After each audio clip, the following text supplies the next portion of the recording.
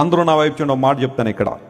నువ్వు ఎన్ని మాటలన్నా ఎదుటివాడు నిన్ను క్షమిస్తున్నాడు అంటే, జాగ్రత్తగా గమనించండి, నువ్వు ఎన్ని మాటలన్నా ఎదుటివాడు నిన్ను క్షమిస్తున్నాడు అంటే నువ్వు చాలా ప్రమాదకరమైన స్థితిలో ఉన్నావని గుర్తించాలి. ఎందుకోసం తెలుసా?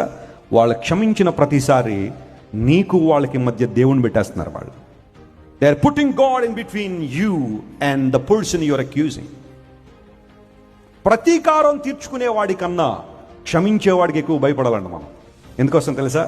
ప్రతీకారం తీర్చుకునేవాడు అప్పటికప్పుడు అయిపోతుంది, ఆ డీల్ అయిపోతుంది. ఓ మాట అంటే ఇంకో మాట అనేసారనుకోండి, దానికి అక్కడతో చెల్లు అయిపోయింది. నువ్వు ఒక మాట అన్న మౌనంగా ఉంటాడు చూసారా, అలాంటి వాళ్ళతో చాలా జాగ్రత్తగా ఉండాలి నువ్వు. ఎందుకోసం తెలుసా? వాళ్ళ మౌనం దేవుని తీసుకొచ్చేస్తుంది మధ్యలోకి. వారి పక్షంగా ఎవరు నిలబడిపోతాడు. అందును బట్టే ప్రతీకారం తీర్చుకునేవాడికి ఎవడు భయపడక్కర్లేదండి ప్రపంచంలో. క్షమించే గుణం ఉన్నవాడికి భయపడాలట. ఉందా భయం నీకు? భార్య ఏమంటలేదని చెప్పి ఇష్టానుసారం మాట్లాడుతున్నావా? భర్త ఏమంటలేదు కానీ చెప్పి ఇష్టానుసారం మాట్లాడవారు అనలేక కాదు, వారు దేవుని మధ్యలో పెట్టాలనుకున్నారు కాబట్టి మౌనంగా ఉన్నారు.